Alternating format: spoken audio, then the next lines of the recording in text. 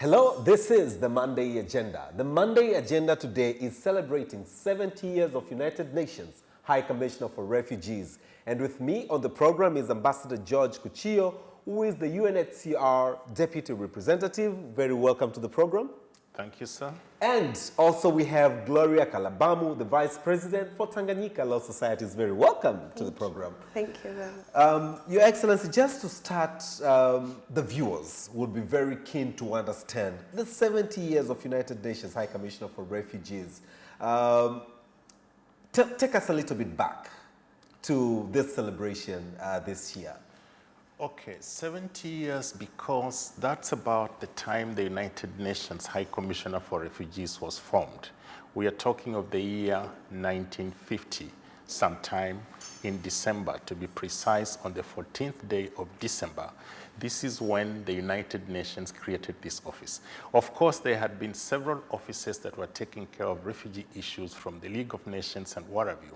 But at this point in time, it became clear to the international community that a full-fledged office on a full-time basis to address refugee matters needs to be in existence. So that is the point about the 70 years. Okay. And looking on to what has transpired, what has evolved for the past 70 years, maybe you can tell us. Yes. You've mentioned the League of Nations, then the UN, then several offices, but in terms of evolution of events and activities. Yes. The most interesting thing is that when this office was formed at that point in time, it was supposed to be in existence for 3 years only. Is that so? Because the international community felt that the refugee situation would have been addressed at that point in time. Okay. You see, a refugee situation is not pleasant. People being displaced, persons dying, turmoil around the world. So the international community wanted to address this situation and then close up the office after 3 years. Regrettably, 70 years down the line, we're there. So much as you can look at it as a celebration, it's also a bit of a daunting exercise in the sense that we should have finished this business some time back and gone back home. But at the same time, if you look at the resilience that has been there from the international community, from the donors, from countries like Tanzania and others, taking care of refugees for 70 years, that is a compliment that you want to make to these countries. Okay. And is that what you would say we are celebrating? I would say that we are celebrating humanity in the sense that in the last 70 years, persons who don't have homes, people who have been persecuted and have run away, not knowing anywhere to go, have been taken care of by the international community. But I wouldn't want us to be here again 70 years from now. My hope is that in a few years' time, the turmoil that we have seen, the growing numbers that we continue to see, will be something that somehow we can put behind us. Okay. Yes. Awesome. Maybe Gloria, you can tell us, before we look onto the convention, from the legal perspective, do you see, in your opinion, that one day the world will be without refugees? I would like to see that particular event happening, and right now, even Tanzania, its perspective is to help out the country with turmoils, so that those countries can have dialogues in their countries and find a way to settle out, because they have seen the adverse effect of having refugees. Your people in another country in which they have to stay under asylum, they have to be protected. Why not you leaders, why not you, the people in the particular country, finish out your differences and address those particular issues that may result into a refugee situation, whether it is war, whether it is genocide or whatever, you know? So most countries have make a U-turn from their differences. A good example is a country like Rwanda. They've had a national reconciliation, they've talked about their issues. Now they do not foresee a refugee situation in the future because they have addressed their problems and they've come up with solutions. So I would really like to see a future whereby we do not have to deal with refugees. It's the wish, as the ambassador has mentioned as well. Ambassador, back to you. The 1951 convention. Is that the one that stipulated the founding of the United Nations High Commissioner for Refugees? Yes. The 1951 Convention is the law, if I might put it that way, an international law that the United Nations came up with after the United Nations High Commissioner for Refugees had been formed in 1950. Okay. And the idea was to commit member states of the United Nations to sign this particular law or instrument. It's the instrument that tells us who a refugee is. A refugee is not just anybody walking around. There is a clear definition. The law also outlines what are the obligations of member states towards the refugees. What are the rights of the refugees as well? And to an extent, you could say the obligations of the refugee as a person enjoying asylum. So this is the book, if I might put it that way, that outlines what refugee business is all about, what it means, and how it should be handled by the international community. And a number of countries are state parties to this convention. By state parties, I mean they have signed the convention, they have accepted it, so that when refugees come on their territory, they have some modus operandi, if I might put it that way, of how to deal with these refugees. And again, from this particular instrument, countries have come up with national laws to define who are refugees, like Tanzania, for instance. Yeah. Before we go to the Tanzanian law and look onto the things on the ground, just to understand from your just ended statement, we've seen on media, but of course there's a difference between an asylum seeker and a refugee, which you'll probably want to highlight shortly, but we've seen on media a number of people wanting to seek, can I call that asylum, abroad, and then they're either rejected or they died attempting to do that, or they're, what is that situation? Okay. Precisely, that is the point why you need to have some codified law defining who an asylum seeker is and who a refugee is. Okay. Let me first start there, because the institution of asylum can be abused. We don't want it abused. We don't want a terrorist, for instance, to come and pose as an asylum seeker. We don't want an illegal immigrant, as it were, somebody who is interested in something else that might be devious, to come and pose as an asylum seeker. So this particular law enables us to develop mechanisms to interview persons and determine who is a refugee and who is not. As regards people trying to cross oceans and other places and going to Europe, it's rather big discussion. A number of these people do so because of persecution back home. Others do so because of other reasons that might not be linked to persecution. But the most important thing, as far as we are concerned, if a person is unable, to live in a particular country, because that person is being persecuted, because that person is being harassed by authorities or other elements linked to the authorities for that particular matter, that person needs to be protected. And to quickly come to your question, an asylum seeker is somebody who has lodged an application and says, I want to be a refugee. That person might become a refugee or not. Okay. A refugee is a person who was an asylum seeker, lodged that application, and that application has been admitted, and the person is then granted refuge. That's how it works. Okay. Gloria, we have in Tanzania been hosting refugees, of course. It's said way before the independence. We've had freedom fighters coming, but I wouldn't really, again, from the definition, call those as refugees. But it's said that Tanzania has been hosting refugees way before the independence. So what are the legal frameworks that protect or guide the aspects of refugees here in Tanzania? The legal framework always starts with Constitution, which is the mother law. And the Constitution has been amended. The Constitution of the United Republic of Tanzania was amended in 1984 so as to include the Bill of Rights. The Bill of Rights gives the right to own property, the right to life, the right to movement.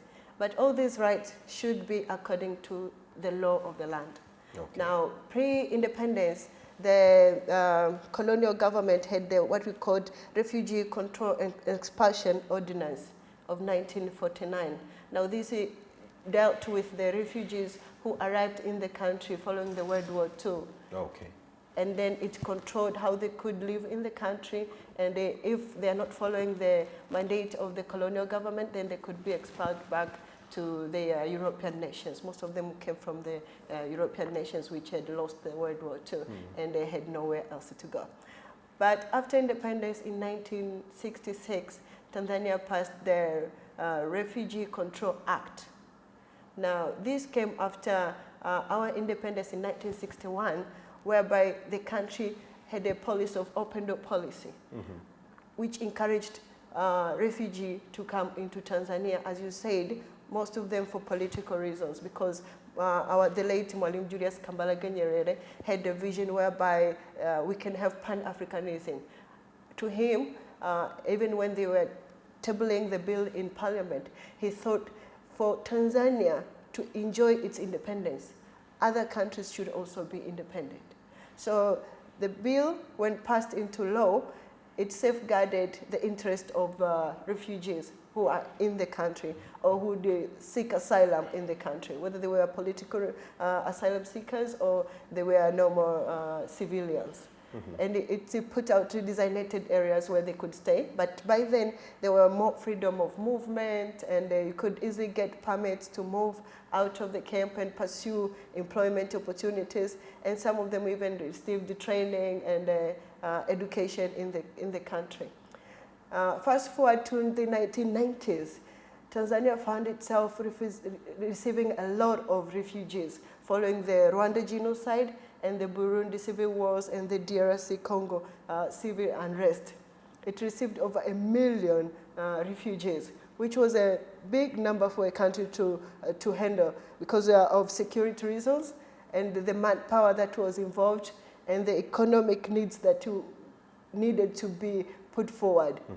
So Tanzania thought hosting refugees should be a global thing because we should share the burden of hosting the refugees. But then again, we should have set aside funds that are specifically, and other organizations should also be involved into taking care of the refugees. And that's when they passed the 1998 Refugee Act that is still in existence today. Okay. Now, this act elaborated over a number of things which previously were not there, like security concerns. It put more strict,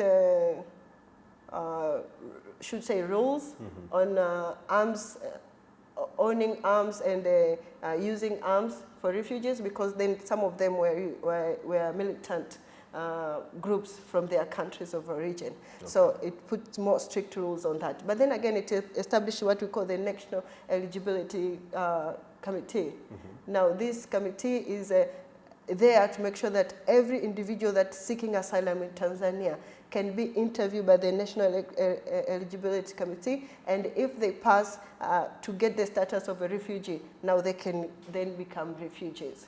So our policy also, surprisingly, it came back in 2003. Remember, the Mwalimu Nyerere policy was not documented anywhere. It was just the feeling of the country in Pan-Africanism. But in 2003, that's when we had the first return policy. Now, this came after the law.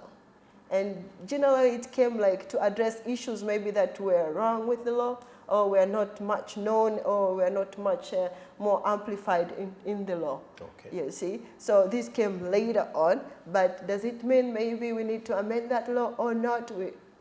We really have to address these issues. Yeah, but it came later on, and it explained why Tanzania now is interviewing individual refugee status rather than a group status, even though the law says we can do with the group status. Okay. But our focus now is interviewing as individuals rather than conferring in group status as refugees. Okay. Your Excellency, just to get the feel, what numbers are we looking at in Tanzania in terms of how many refugees do we have? How many refugee camps are still active? Have we closed any? I remember during the previous regime, there was a notion of, letting, because we do not have, we do not force refugees to go back to their countries, but voluntary repatriation. The government was sort of like promoting that the refugees should go back home because the environment that caused them to flee at first instance has been sort of like resolved. There are no issues back at home. So what numbers do we have now? And do we still have refugees wanting to go home? And how is that going? Okay. The numbers have grown much smaller. Okay. We're talking of about 251,000 persons or thereabouts, because the numbers keep changing every day. Okay. People are born, people go back home, people also die, unfortunately. So the camps, there are 3 camps. You have Nyarugusu camp in a place called Kasulu, Kigoma region. Then you have Mtendeli and Duta refugee camp. So there are only 3 camps. And in a short while, we intend to close Mtendeli refugee camp. We are doing what is called a camp consolidation. So the few people that would have remained in Mtendeli will be moved into Nduta refugee camp as they await to go back home when the time is right for them to do so. The point to understand here is that we don't force people to go back home unless they elect to do so of their own volition. But if the situation does improve to a point whereby their stay in the country is not tenable because factors that actuated their flight from the country of origin to seek refuge in the first place no longer obtain, then we'll ask them what they are doing here when we do what is called a cessation clause, and then tell them, now look, I think the situation has improved, you can go back. Just like you had refugees from South Africa in Tanzania some time back. They are no longer here because the situation in South Africa is okay, the apartheid regime is no longer there, so they have no business being here. Now, in terms of other camps, you know, Tanzania has been hosting refugees for a long time, and for a while you had large settlements in a place called Mishamo, Katumba, Uliankulu, in Tabora. This settlement, the persons who are staying there have more or less left. You have a very small residual caseload that is still there that we are asking the government to consider for local integration. By that we mean for them to be naturalized as Tanzanians, because they have been born here, they have been here for close to 50 years, 48 years now, because they came in 1972 from Burundi. So that is the situation.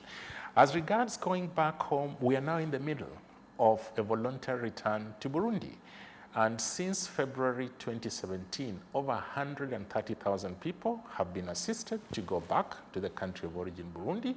We are still assisting more to go back. And if the situation goes well, in another couple of years or so, the bulk of the Burundi refugees would have gone back until, you know, maybe when we invoke a cessation clause is when we might ask people, why aren't you going home now? Okay. Yeah. And what nationalities do we have at the moment as refugees? Okay, the 2 main nationalities you have here are persons from the Democratic Republic of Congo and Burundians. Okay. You have very few other nationalities, like a few people from Rwanda, a few persons from the Sudan, a few persons from countries like Pakistan, almost 200 or so persons, mainly resident in Dar es Salaam. But the bulk of the population is from those 2 countries. Okay. Gloria, just to understand the parameters or the framework in the country, at what point in time have we had cases whereby the refugees probably felt they wanted to remain back in the country, and would the framework allow them to seek for nationality or local integration, as Ambassador has said? As a matter of fact, some Burundians who arrived in 1972, they've been integrated into Tanzania by being given citizenship. We call the process naturalization. Naturalization. Now some of them become citizens, but this process also takes time because you need to go through the paperwork, you need to assimilate them one person after the other. So it has been done in stages. And at some point, those people, the Burundians, have been saying that it's taking a lot of time. But then again, it's not taking a lot of time. It's just like it has to be done in stages to make sure that all of them can be naturalized and put into the system. But in our law, as such, in the legal framework, the Refugee Act of Tanzania of 1998 does not say anything about reintegration, like naturalizing them. But in practice, that has been done. Okay. You see, other ways is resettling them into other countries which are willing to receive them, and maybe naturalize them into their countries or give them the refugee status. That way the workload can be shared with so many other countries. Just remember, there are other countries who do not receive asylum seekers or do not receive refugees because of maybe countries around them, they are peaceful and there's no need for them to... Are they by that statement, you mean they've not signed the convention, so to say? No, they have signed the convention, but... Then why would they not receive refugees? There are no refugees around them. Oh, there are no refugees around them. Yes, that's why Okay, they do have a program whereby they receive the refugees in a country which have refugee designated areas like Tanzania. You see, that way they share the load. You see, instead of Tanzania just hosting all those refugees, they can share the load by having those other people who are in designated areas asking to be resettled in another country. It could be another country in Africa, it could be another country in Europe, it could be another country in America. So that way they share the load of taking care of refugees. Ambassador George, we are celebrating 70 years of UNHCR.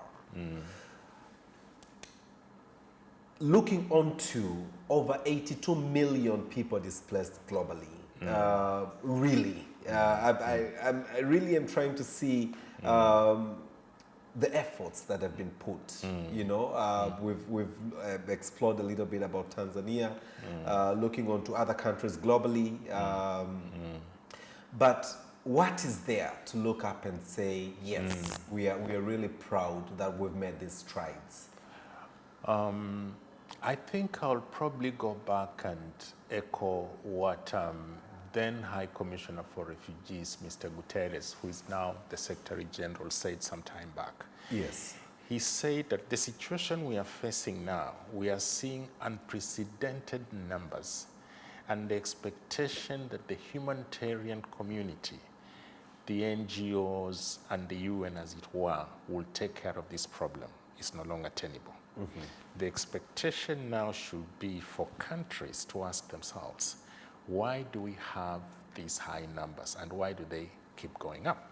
And like the gracious lady here was saying, it's incumbent upon the leadership in a number of countries to think seriously about addressing refugee-causing situations on their territory.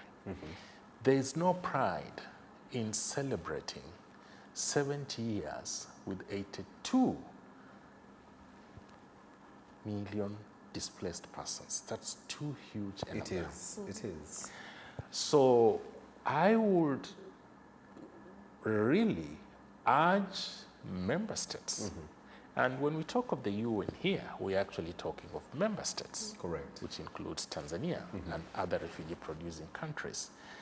That the way home in dealing with this situation is to address the root causes of refugee problems. Organizations like SADC, ECOWAS, the East African Community, the AU are organs that should take a lead and should not shy from remonstrating fellow member states when they create refugee situations in this kind of manner.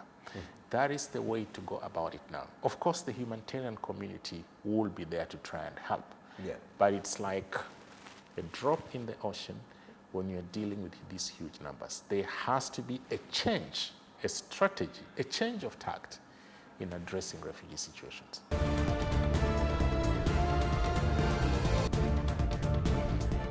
This is the Monday Agenda, and the Monday Agenda is looking onto the 70 years since the establishment of the United Nations High Commissioner for Refugee. And with me on the program is Ambassador George Kuchio, who is the UNHCR Deputy Representative, and Ms. Gloria Kalabamu, the Vice President of the Tanganyika Law Society, and we're looking onto, you know, the 70 years of UNHCR, United Nations High Commissioner for Refugee, and the journey that the organization, the global organization, has taken to date, looking onto the global perspective, but as well looking onto the local perspective. Gloria, maybe to understand, and I really am happy that you've made time for this program, but to understand. Refugees, if there's an article on the newspaper anywhere about refugees, you know, people look at that article with caution. What have they done now? Have they, you know, broken the camps and they've ran into the villages, etc., etc. So what are some of the challenges, you know, that are associated with hosting refugees for countries like Tanzania?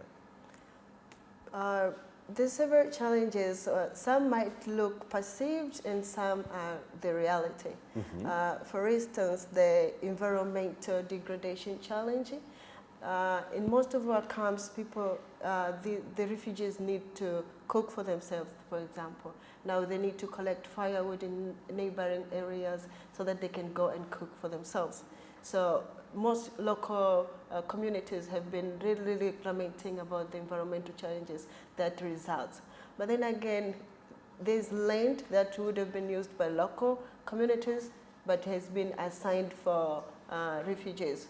For instance, in the National Refugee Policy, a camp need to have only 50,000 people, and camp need to a distance of like 30 kilometers between each camp.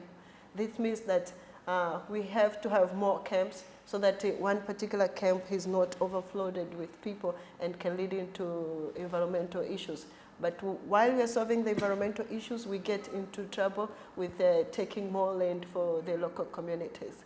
Another thing has been associated with, but has no proof direct to empirical data, is the security concern. Of course, there are some militias that penetrate and become refugees, and these can go into their country of origin and cause trouble from the camps. But then there are stringent rules that make sure that they do not have access to arms, but they can hide them somewhere.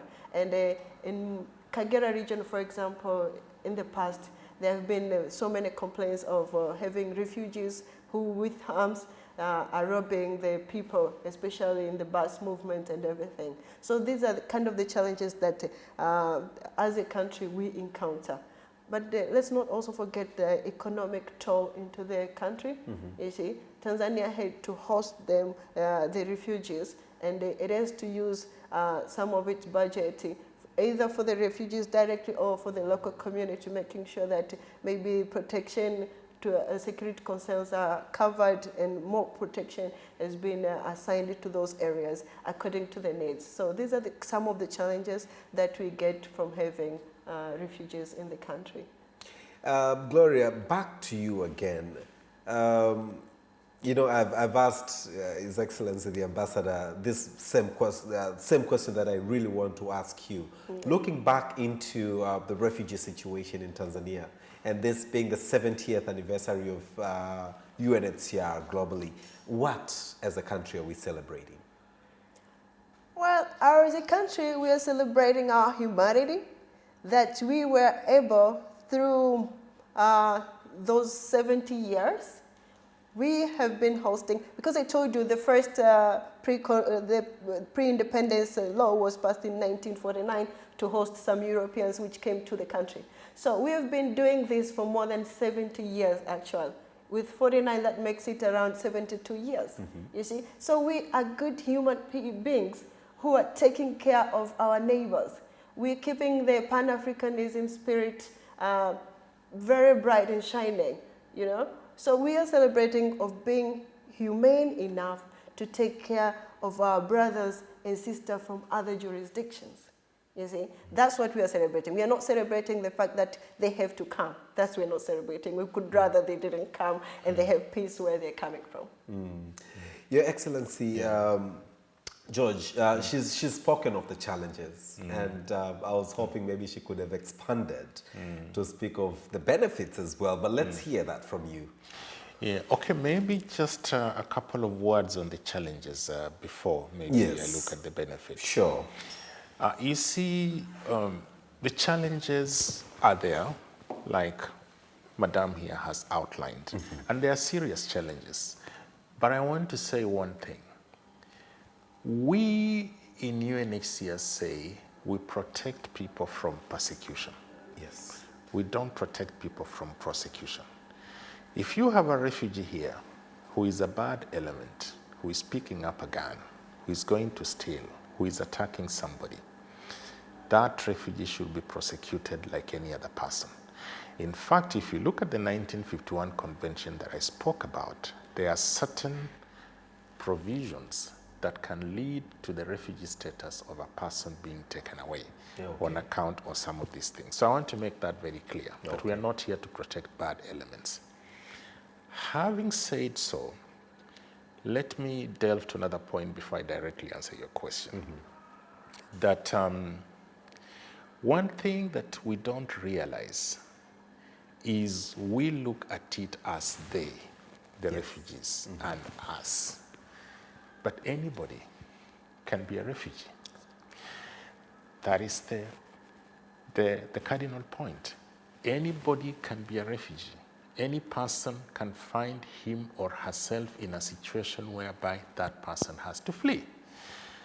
And I recall, just to give you an example, and I said this before, when I worked in Eritrea, my interlocutor in government was a gentleman who had a very hardline stance in terms of refugee matters. He had no time for refugees. I'm not talking of the country, I'm talking about individuals. Yes. And I recall when I worked in Geneva, meeting this gentleman on the street. And I asked him, hey, sir, what are you doing here? And he told me I'm a refugee. So you see that kind of thing. And if you go back times, somebody will tell you Jesus was a refugee.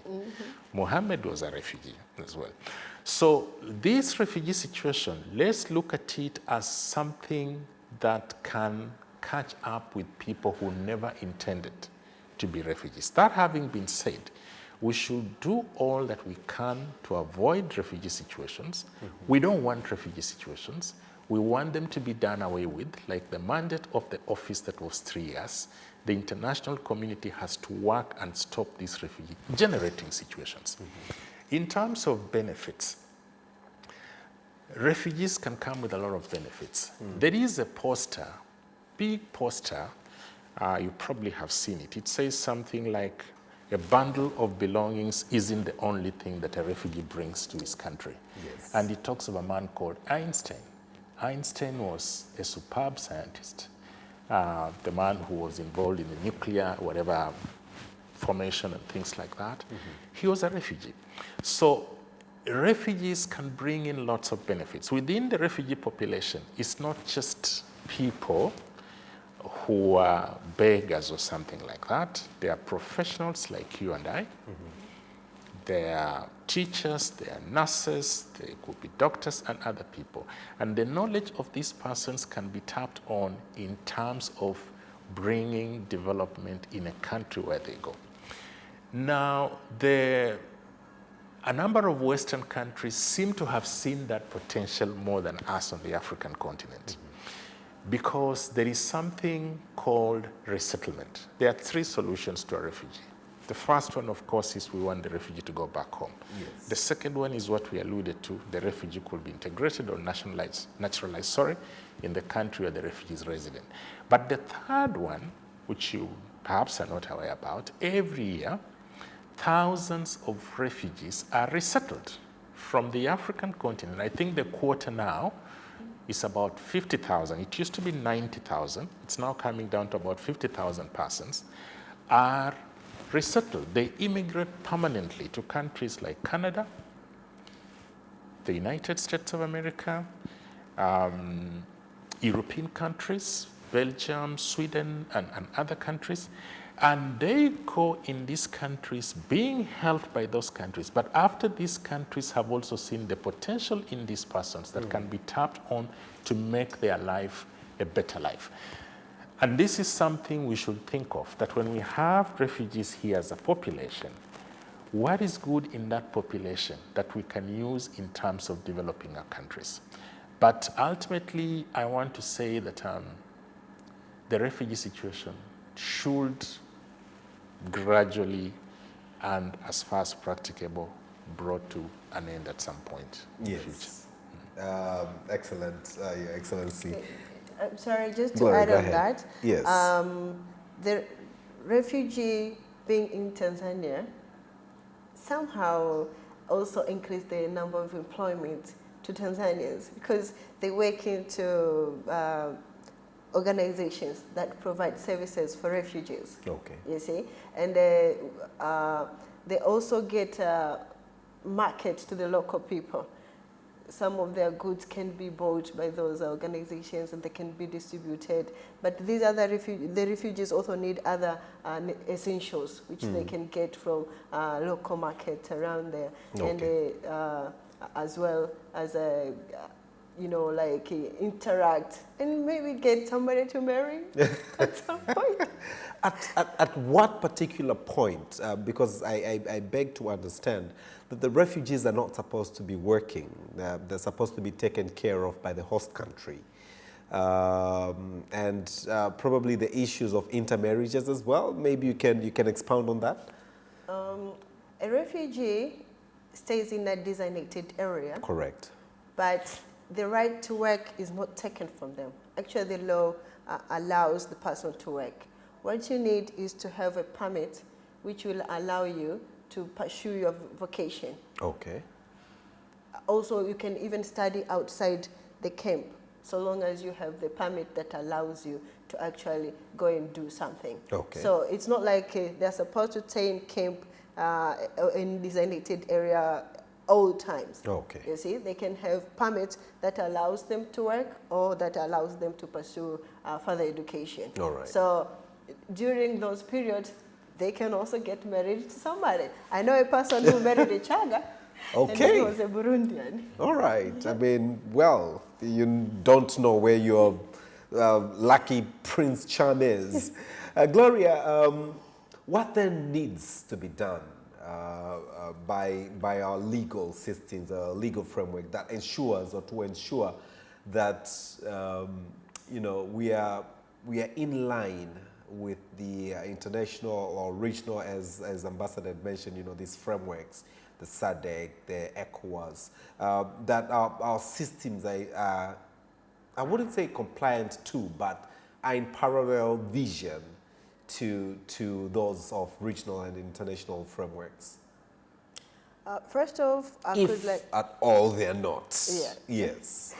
First of all, I could like to say that in practice, Tanzania has been keeping with the spirit of the Refugee Convention for all this time in which it has been receiving refugees for over the 70 years of the Refugee Convention in practice. As I said, for example, integration is not into the law, but has been in practice done. Yeah. You see. And of particular interest, Section 21 of the Refugee Act, it says when doing their jobs, the authorized officer should take into consideration first the Constitution of Tanzania, as I said, the United Republic of Tanzania of 1977. As I said, it provides rights of the people, right to dignity, for example. You see? And also it says it should take into consideration the international laws that govern refugees, whether they are from the SADC, the OAU region, or the AU now region, or the UN conventions or protocols under the conventions.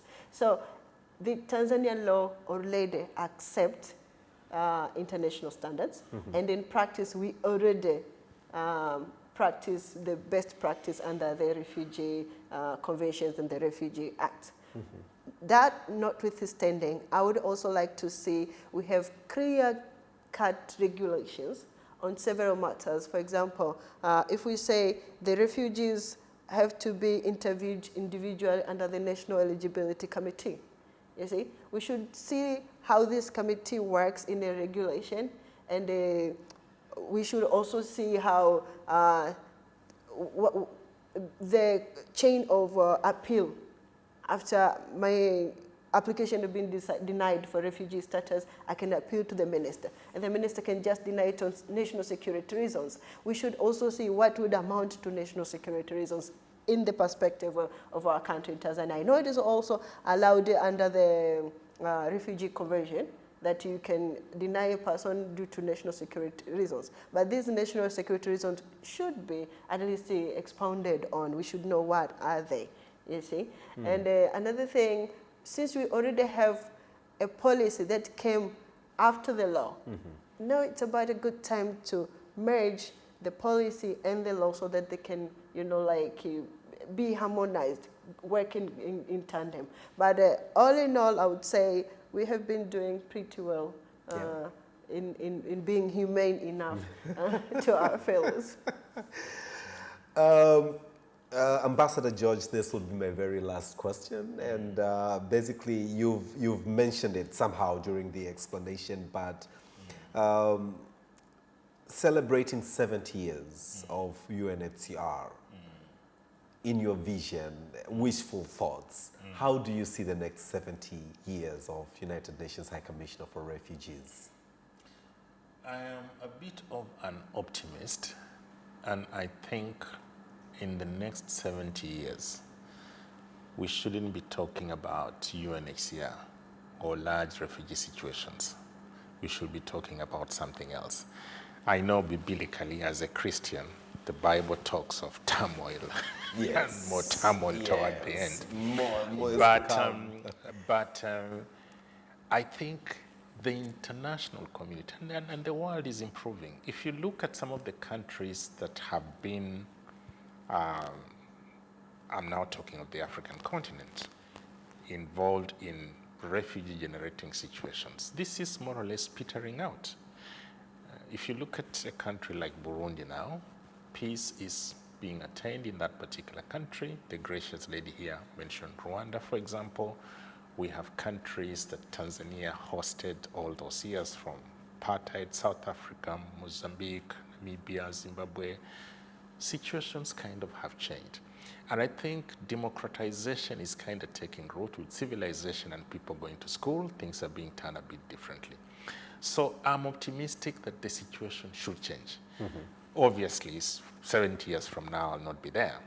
But even in my grave, I don't want to turn and think that the refugee situation is still something that we are talking about and is being celebrated. But let me make this clear. Yes. She made a very good point. The celebration here is humanity, taking care of people for all these years, from the Polish refugees that were here, for the people that have been here. Imagine lives that have been saved, children who have gone to school here, mothers who've been taken care of, who have found a home here and are alive today, who would have been disseminated in their own country. So there's something good in it. But there's also a sad element. Why should this go on, protracted for 70 years? Really? And moral. So on our continent, and I know other places, I think we need to look at countries like the UK or so and say, look, we want a situation whereby we won't have people fleeing from our country to seek asylum elsewhere. And that really marks the end of the Monday agenda, and I really am very thankful. There's so much wisdom and knowledge that I've tapped from this discussion, but I would really wish, as the very end of the program, to recall the words from the poster by Einstein that it's not just a bundle of belongings that a of person belongings brings in a country into the country. Yeah, there's more to it. There's more to it. Yeah. So let's and you also said that we should, pleading to the countries that they should really be keen not to create refugee situation. And I think as we celebrate the 70 years, that's the message that I would really wish passed across, so that next 70 years we're not talking refugees. Sure. So for me, it's really to thank you for your time, making it to the Monday agenda. I believe it's really been very informative, and my viewers have really enjoyed. I'm your host, Austin Makani. George Kuchio, thank you very much. And very many congratulations as you celebrate the 70 years. We celebrate with you as media, and I believe Tanganyika Law Society as well, and the good works that you do. Let's just embrace the good humanity, so that we make world a better place and not a place where people run and causing refugee situation. And with these few remarks, I would like to really say thank you for watching the Monday Agenda. Until next time, I'm your host, Austin Makani. Stay tuned.